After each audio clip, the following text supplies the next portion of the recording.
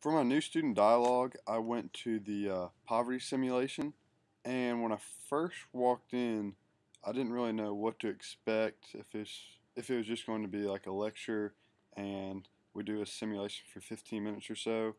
But I walked in not knowing really nothing at all about this. But after uh, the person describing it to us, I was kind of excited about doing the simulation.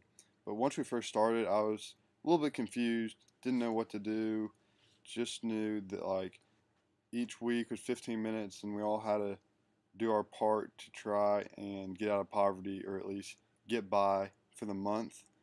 Um, as the weeks went on, it started to make more sense to me of what we had to do in our family to live our life and without like starving or losing our house.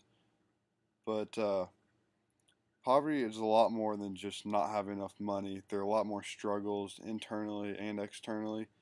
Internally, it's just hard to like stay together as a family because just not having enough money and food can just create arguments throughout the family. And what surprised me was just like even though you might have enough money, you can still get by, but it just takes a lot more things to do. And with like the interaction with our family, we all had to come together as one to kind of help stick together throughout the month and get by. But also, you hear of a lot of like people who are in poverty that steal like a bunch of things, and I now understand why. Because in the simulation, the family that I was in, we ended up stealing either money or like certain appliances and stuff from people just because they just let them be at their house, and we needed the money, so it was just kind of tempting us when we saw it there. But also another added cost that surprised me was the transportation passes. I would never have thought that you would need to pay for transportation everywhere you go. It's just kind of, to us, it's one of those privileges we don't think about because we either have our own car or our parents take us somewhere, or such as the cat buses, you can get on them for free and basically you can go anywhere, go to the grocery, anything you want.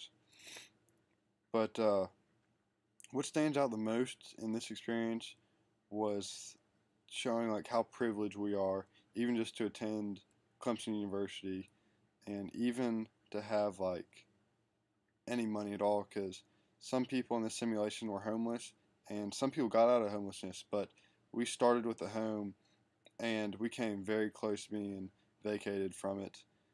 And because we lost our power within the second week, our phone lines, we weren't able to pay our mortgages on our home and the rent. We hardly had enough money to buy food for each other. And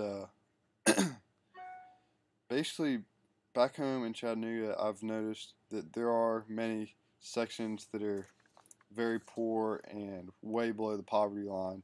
And you just don't notice everything that lies under those people. It's not just them having enough money, but all the internal things that go through their minds, such as just like getting by on a day to day basis is just a huge struggle for them. With that, how do they stay in line with each other? Like, what do you do during the day if you can't find a job to get money? They're usually just roaming around the street.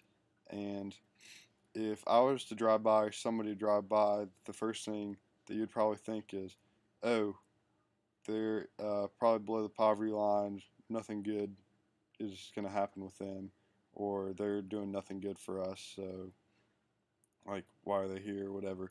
But it's not really their fault. It's just they're unable to find jobs, unable to do certain things, and now I can kind of see that they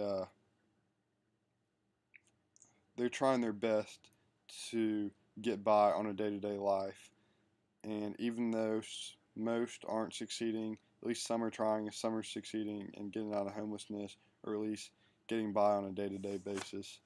But overall, this simulation kind of opened my eyes about all the different things of in poverty, and like what happens on a day-to-day basis with everybody that's in poverty.